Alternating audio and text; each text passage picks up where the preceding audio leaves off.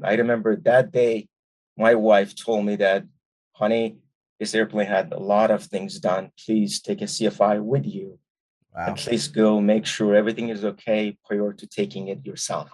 I'm like, Hmm. okay, it's only a VFR day. Why should I be worried about anything?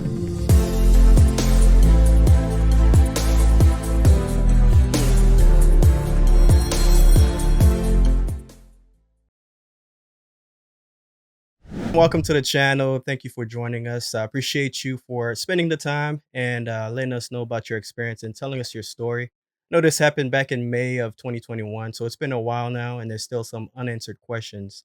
So thank you for joining us. Thank you. Appreciate it. All right. So first off, why don't you start off by introducing yourself and telling us your flying experience and your ratings? Okay, so I got my private pilot back in 2013. I was just a private pilot. I got my instrument rating 2018, 2019, early 2019. Since then, I've been flying the Mooney. Prior to that, I was flying Piper Cherokee. I loved it, and obviously, the Mooney is faster. Yeah, It's absolutely. it's a better performer. So I had a lot of time on the Mooney, and at the time of the incident, probably I should say I had roughly about 450 to 500 hours on the Mooney. Yeah, definitely. So, how is your life? How's your life been since the incident? Like I said, it's been a while now. And, what has changed for you? Well, definitely a lot has changed. Obviously, at the beginning when the incident happened, I was very scared to get back on the horse and start flying. How long did it So I take you? started probably about 2 months. So That's not that every long, week, come on. yeah, every weekend I was flying with an instructor, Uh-huh. making sure I'm getting back, I'm not getting traumatized by the whole scenario, exactly what happened. And it just lead me to get my commercial pilot license right after it, because I'm like, ultimately, if you want to be a better pilot, obviously, getting a better rating, and then the commercial rating is obviously give you a better Yeah, confidence. absolutely. How much longer do you have, for your commercial rating? So on the commercial, right now I do have roughly about 600 hours. So I Oh, put the additional, 100 hours on wow. top of what I had before. You're on your way, man. A lot of training. Alright, so, the day of the incident, why don't you walk us through what your intentions were that day, and what were you looking to accomplish once you got in that airplane? Okay, so exactly, the Mooney was there for some avionics upgrade. It took him roughly about 9 months or 10 months to finish the project. Obviously, everybody blames the pandemic because it was beginning of the pandemic, and leading time was a lot longer. I was getting anxious to see what happened, and finally, a few times I tried to grab the plane to make sure that if it's ready or not. Mhm. It just everything got postponed. And I remember that day, my wife told me that, honey, this airplane had a lot of things done. Please take a CFI with you and Wow. please go make sure everything is okay prior to taking it yourself. I'm like, Cool. okay, it's only a VFR day. Why should I be worried about anything? So it was kinda like a test flight, you would say? Kind of a test flight. Like basically, I thought everything is completed. There's no other, problems I'm gonna encounter, and just I was hoping to bring it back. I mean, I went over there with the wife. I got a ride from her, and then I did my inspection, making sure everything is okay. Tested a few things, but again, I never noticed that I'm going to encounter a yoke coming off or other Yeah. things that happen Yeah, I've never heard in of in that the either. flight. So I thought everything is okay. So she gave me a ride to the airport, to the departing airport. So I went over there, um, mm, you know, just run a few things, and I asked her, please go and wait for me at Van Nuys Airport. And ultimately, when I land, just give me a ride back home.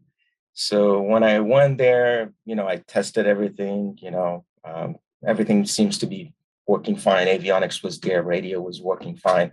I pre-flighted, and obviously, as any pilot, thank God I got a weather briefing even for taking off and landing at my destination airport. So That's that real was a important. Yeah. great thing. Now, even though it was a VFR day, I knew it's going to be a little bit of gusty day. It was a gusty, but it didn't bother me because obviously I had a lot of experience in crosswind landing and so on. So that day, everything seems to be fine. I was doing my run up again on a Mooney. You run through your checklist, you check the RPM, you check your max, you basically put the trim for takeoff on the airplane, and the trim was already set for takeoff, and everything was fine. The trim, when I was dealing about back pressure, people were saying, "Why don't you trim the airplane more towards a level flight?" But again, the range between the trim when the autopilot was changed during my installation, they never reset the settings. So when I was landing, I was nose up Hmm. and I didn't have enough trim to relieve that back pressure. You understand what I'm trying to say? Yeah. So the back pressure was there regardless of basically me changing the trim or not. It just, they never reset it properly. So Wow. that was another addition because I couldn't, you know, freely, control the trim to make it a nice level flight. And I took the runway, it was gusty. And I had a lot of problem with the back pressure. And I'm Hmm. like, why is it? Usually when there's a lot of wind coming to the airplane, it's a lot easier for you to take off. And I Yeah. was about to abort the takeoff. And then finally, with a lot of pressure, airplane came up Mm. and I started departing. At that point, I just didn't feel anything. I just didn't think of anything at that point. And I Okay. started my climb, still had a lot of back pressure. I tried to, play with the trim to make sure I have the right attitude and climb. And thankfully, everything was fine. And it was a kind of a short flight.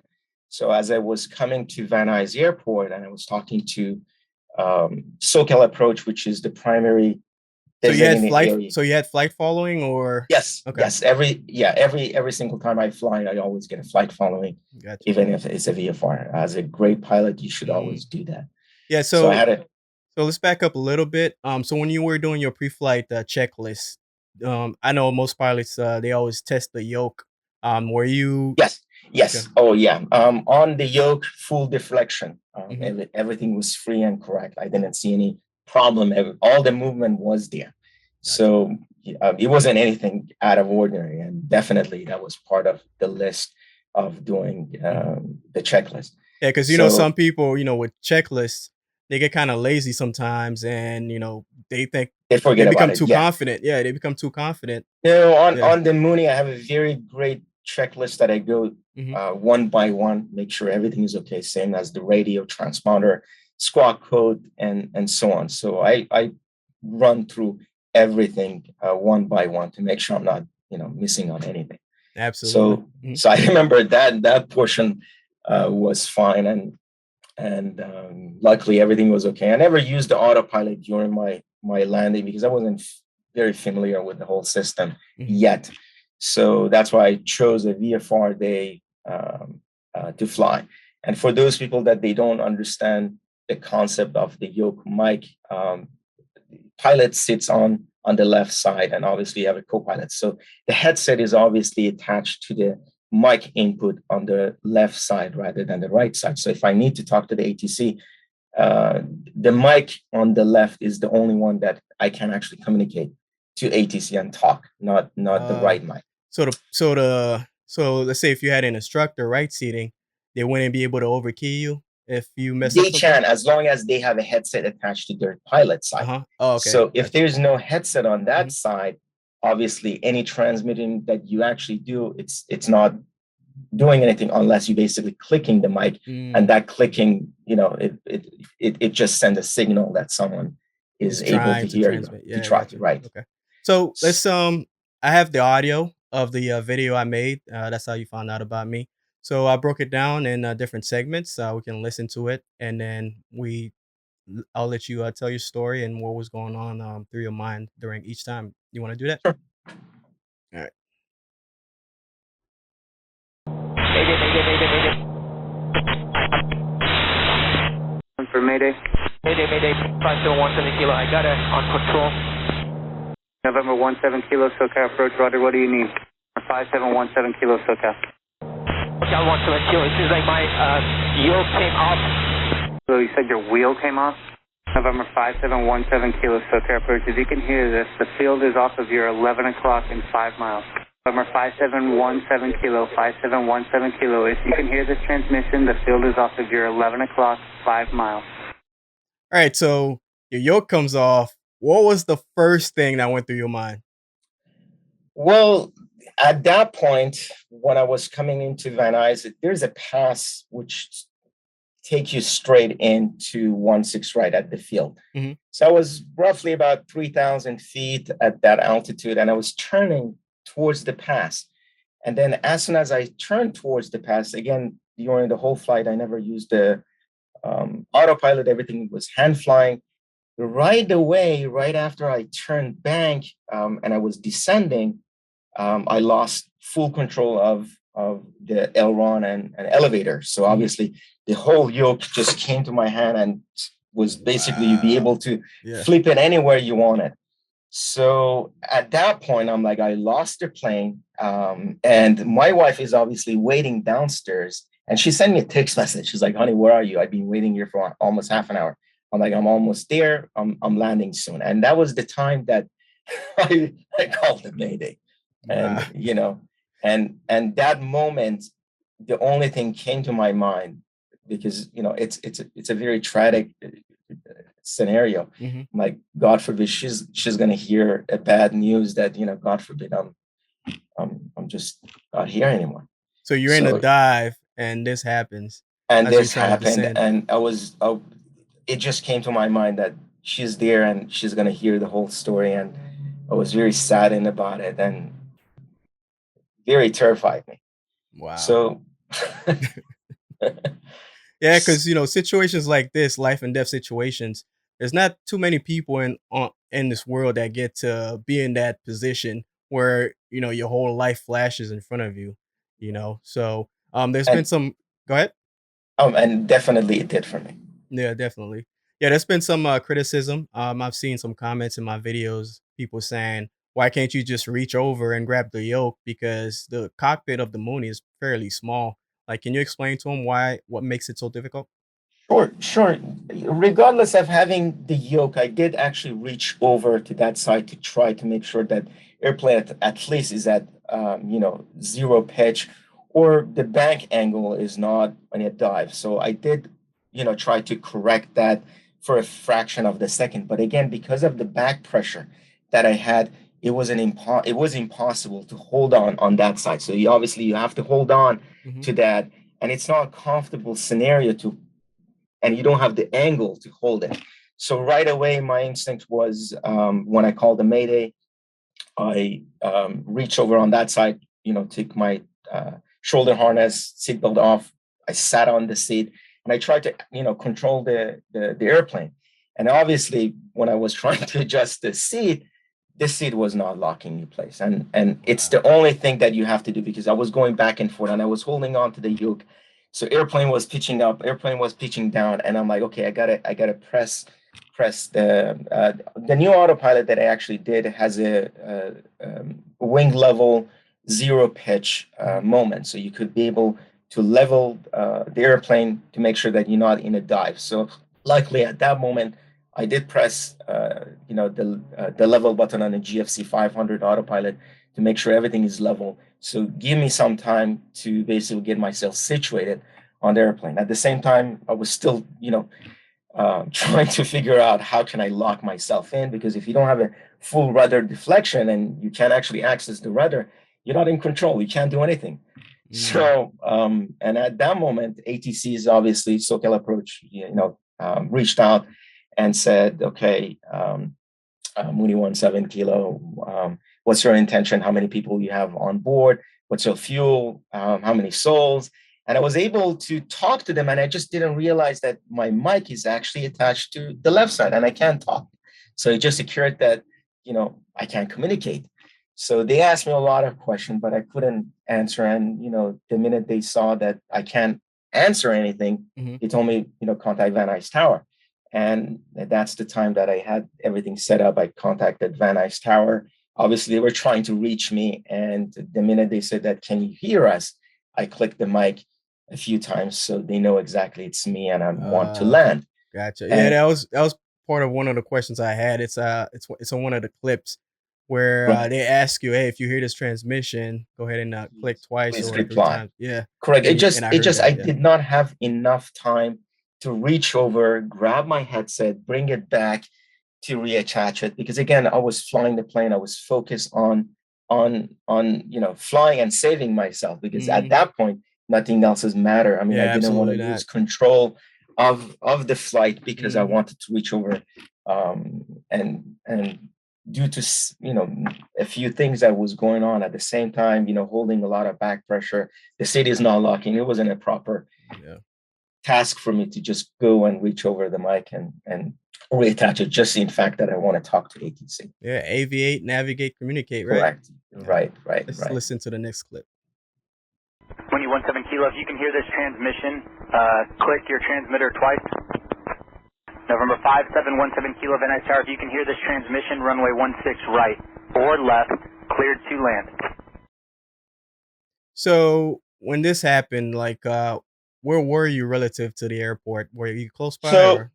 right, by the time I got myself situated, I think I was very short final, had a lot of altitude, and when I got myself controlled on the airplane, probably I was at 2,000 feet, and I just didn't feel comfortable to slip the airplane and land Mhm. at that time. Maybe it was possible, but again, it's due to a lot of factor. Obviously, as a pilot, you look at your glide slip, you look at your how much runway you have. Would you be able to make a efficient landing? Is it stable approach? Is it not stable approach? But because I was too high and I wasn't comfortable, flying the airplane on the right seat because everything it's on the right. Backwards. I Yeah. never tried, flying anything on the right. It's same thing as if you drive a Hmm. simple car, they let you go to London and they're like, can you please drive Drive the on the other car side. from Yeah. the other side? Yeah. Obviously, it's just going to become very bizarre. So a lot of factor that scenario that I was high and I told myself I'm not going to land and I'm going to go around and try it next round and land it better. Yeah. And that's what it Yeah, that was a wise choice because so at that point you were able to hear ATC, but you weren't able to communicate with them, is. and you just went to overfly the runway to get yourself Right. situated and then come back And as down. I was coming down, because I at one point I tried to slip it to come and land, and I was coming very short Hmm. for some reason. Again, it could be a gust front or whatever it was.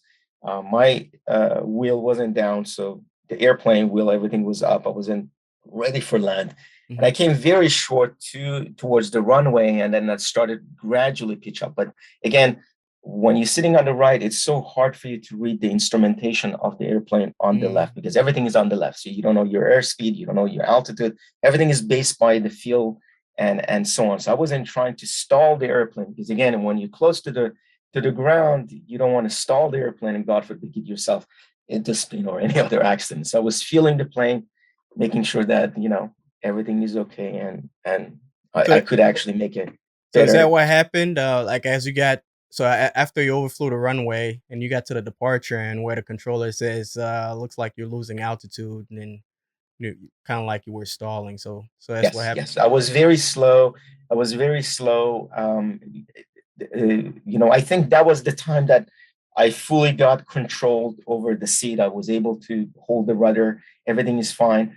So that was the time that I'm like, okay, I got to go around, and I was feeling the airplane so I don't stall it because again, if there's an aggressive pitch up and you get yourself to stall, anything could happen. So I lower the nose. Obviously, you come closer to the ground. By the time I reach, full throttle and I pitched up, I gained control and I came back and started going for my second round of landing. All right. Well, with that said, let's take a listen. 25717 Kilo Van Nuys Tower, you're cleared to turn right, make right close traffic back to runway 16 right. If you can hear this frequency, your gear appears up. Gear appears up. Now it's down. Gear appears down. 3 down appears gear down. Crash 114, the aircraft appears to maybe have some problems with maneuverability. They're at the south end now going down. So they're right there at the southeast corner as we speak. Yeah, that was the moment when they said it's going down. I knew that I'm very low to the ground, and by the time I reached full throttle again, the gust factor, everything, it's part of the whole scenario. So that obviously at that moment, again, fly the plane. It's not done. It's not done yet. So, I lowered the nose, started gaining airspeed, and I slowly, pitched up and did a, right traffic again, come back and started doing my landing. And luckily, great. ATC said your wheel is not down. And I just realized that I got to put it down right now before I forget. Gave you a So, reminder. yeah, it was a great reminder of me. Well, it probably was a good thing too, because with your gear down, it creates drag, and Correct. maybe you Yes. probably wouldn't have been able to recover the aircraft. Right. Yeah, that also a factor. Correct. Yeah, absolutely. All right, let's see. Number 17 Kilo Van Tower, if you can hear this, it now appears that your back right wheel is not down. 17 Kilo. 25-717 Kilo Van Tower, Van Nuys altimeter 3002, say request. Right now, 17 Kilo. What's not down, you told me? 21-7 Kilo, it appears that your back right wheel was not down. You're clear to land on runway 16 left or runway 16 right, or you can continue in the overhead low approaches to the field. We'll get a better look at the back rear wind tire. 17 Kilo, can you see it now?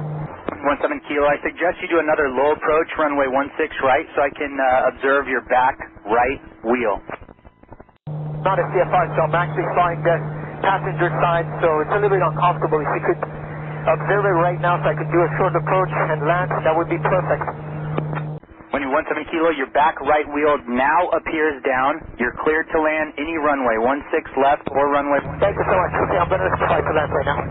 Yep, now gear appears down from the tower. November 5717 Kilo, gear appears down. So right here, I just feel like this is the situation. This is the time where you took control of your life symbolically and saying, "Hey, I'm like, it's a horrible situation, but I'm coming in to land now. Like, I'm taking control of my life." How do you look at it? Well, I knew regardless if I had a problem with the gear or not, I have to make the landing. I don't want to go around again, because going around, there are numerous times that happen in aviation that due to so many, go around, people always lose their control of the airplane. A lot of tragic things can happen. So I'm like, I will land the plane regardless. If it's going to be a belly up landing, it's fine. That's fine. I'll have the insurance to take over. But I knew I don't have a problem with the gear. Airplane never had any problem with the gear. And when they told me that you have a problem with the gear, it just frightened me more, because I'm dealing with three things at the same time, holding a lot of back pressure, the yoke, sitting on the right seat, and so on. So when ATC said, what's not, be observing your main right is not down, I had to talk to them. So I kind of reached over on that side and I pressed the mic key on the left, because that's the only way I'd be able to talk. So while holding and flying, I was able to communicate, saying that, okay, what seems to be a problem? I'm landing regardless of surrender now or not. So Yeah, I'm fed up with this. yeah. That was it. I just didn't have time. When I was landing, I was only talking to SoCal. I had their frequency up, and my next frequency for landing was Van Nuys. So you didn't have any time to dial in any other frequency, or even put 7700, or even turn on the transponder. They knew exactly where I was, so it wasn't relevant at all. So I was just mainly focused on flying it and get the airplane on the ground safe. And what was other issue is just kind of terrified me. I didn't even have enough time to put my seatbelt on. So I sat on the seat. The seatbelt wasn't secure. Nothing was secure, because, again, you have to reach over and attach it. It just takes time, task management. So I just didn't have anything. So Nothing was on. My seatbelt was on, and I was focused just land the plane as soft as possible, so at least I don't bend over and knock my head to the windshield or anything like that. And So you were able to get that seat to lock at that time, right? yes, yes, the seat was locked. I was able to get control and hold on the brakes and so on. And luckily, some of the Mooney pilot obviously know. Not all airplane do have a brake on the right side. You have a full rudder, but Hmm. not brake. But luckily, Oh, my airplane had brakes, and I'm glad that at least I didn't have to jump over to the right again to stop the airplane. wow, Because that's if interesting. I never knew that. I thought everything was the same. no, not all airplane do have brakes on the pilot's on a co-pilot side. Mm, So that makes it also another challenging task if that was missing. wow, that's crazy. Let's take a listen after you let. 2117 Kilo, great job, sir. And we got city ops behind you and a responding emergency fire truck. Say your request when able. My breath right now. Hey, good job. You're welcome to, if able, to taxi off the runway. If not, no worries. Great job, man.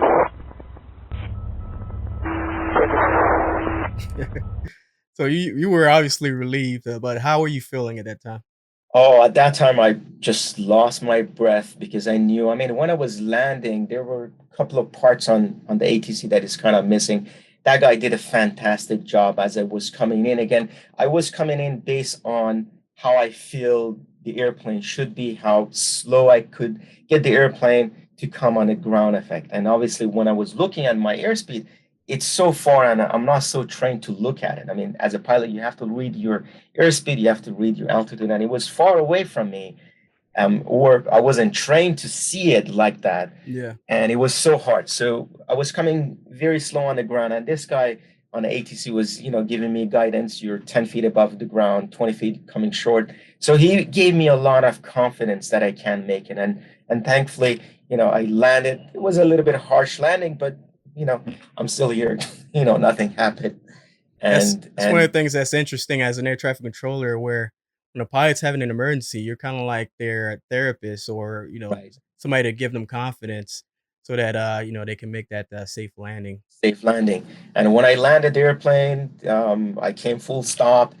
I just That was the time I started breathing. Like I was holding everything to my chest. Yeah, so much And adrenaline. when yeah, and when they told me that there's a city op for you, there's fire department behind me. If there's anything, I'm like, just give me some time. Let me catch my breath. I'll do anything you want me to do. So now, since you've heard the entire audio, like has your perception changed like from being removed from the situation? Yes, again, when you look at the whole thing in a broad way, obviously, a lot of things factored this. I was just a private pilot, didn't thought of things can go wrong, and Yeah. obviously, when you read so many AOPA traffic, that happen or accident that happened, everybody talks about majority of the accident happened after any maintenance. Hmm. So as an aero, a lot of things can happen, and I'm just saying that it's always best when you do a inspection on your airplane, when you do something major, have somebody to double check everything, because again, life is too short, and you just don't want to, God forbid, anything happen to you. So my perspective, obviously, that listen to your wife. If they tell you something, just do it. Yeah, definitely. So the investigations over, correct? I'm not exactly sure if it's over or not. They kind of reached out to me a few times. The airplane was grounded for about a month with NTSB and FAA. They had to check everything and so on. And there were other problems as well, but the main issue was the bolt that secured the yoke it just didn't have a nut on it. So Wow. so it was just holded by just the bolt itself, and luckily it wanted to come out during my descent, and I'm thankful that it just didn't happen during my Yeah, rollout. your climb, Because yeah. again, if you're on rollout, that happened. Obviously, you don't have time to sit on the right seat and gain control, and a lot Mm, of things can happen at that critical time. So I'm very grateful, and I did pray a lot of time that thank God it just happened at that moment. I did have enough time to get myself situated and control the airplane. wow. So is there anything that you feel like you could have done differently to make it easier on yourself, or it's just that situation? Definitely, Mhm. it would have been nice, have a CFI right next to you, because obviously, if I would have lost the control, he would have taken over, and I didn't have any other problem. So, the fact that no one was sitting on the right seat, uh, and I had to do everything by myself, you know, Yeah. it just made it challenging. Yeah, absolutely, man. Like your story is so inspirational and the things you had to go through. I hope that people seeing this, those who are trying to get their private, they can, look at this and when something bad happens to them that they're not fearful to get back on that horse because we all know, there's a shortage in for pilots and the more people we get, the better. So thank you for your time, and I really appreciate you sharing your story. If there's anything you want to add that we haven't covered, go ahead and do so. Well, to be honest, just fly the plane. Anything happened, always fly the plane. I mean, I just remember, I'm a pilot that I always look at, safety records. I look at AOPA magazine. I read through a lot of articles that pilots lose their aircraft control because they lose the focus of flying. They pay attention to a lot of other things, and all my training that I done, even as my instrument training in private pilot, I flew a lot of good CFI. And my recommendation for every pilot is find a good CFI that give you confidence to fly the plane. And during no matter what happened, you always in control of the airplane, and keep your cool and make sure uh, just be in control. Yeah, That's absolutely. that's the only thing that matters.